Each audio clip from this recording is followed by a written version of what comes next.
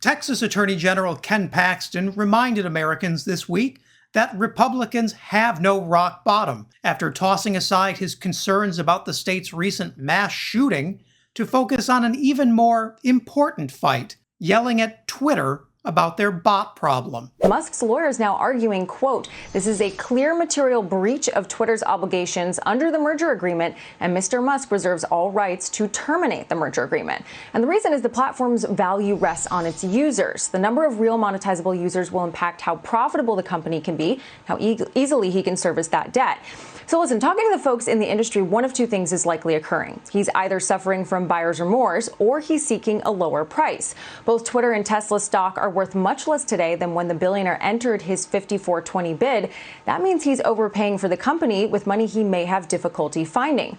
Now, Twitter, for its part, sharing it intends to enforce the agreed price and terms.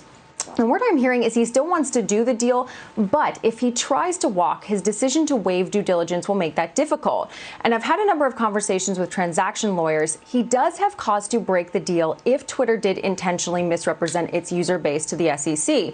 Now, of course, all this is happening as the Texas Attorney General is launching a separate investigation into the bot count.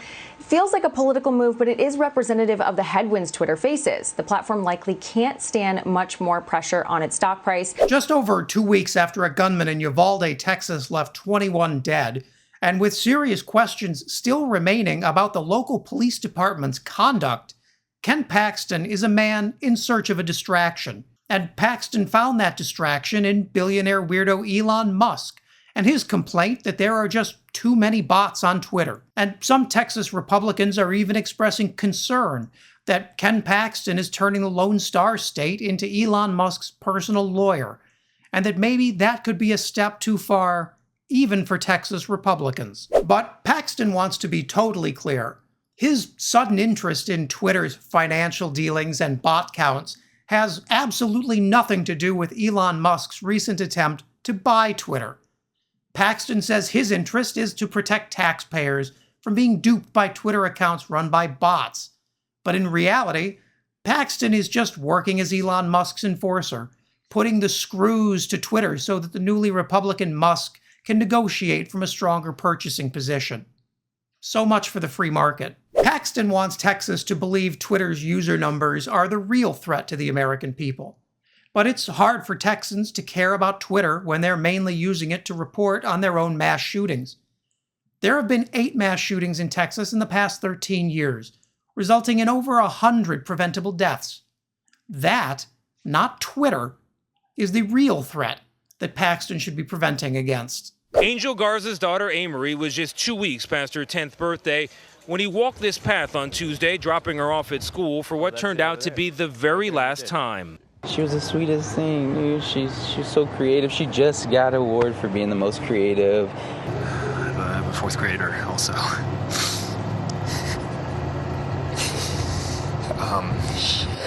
I don't know what to do, man.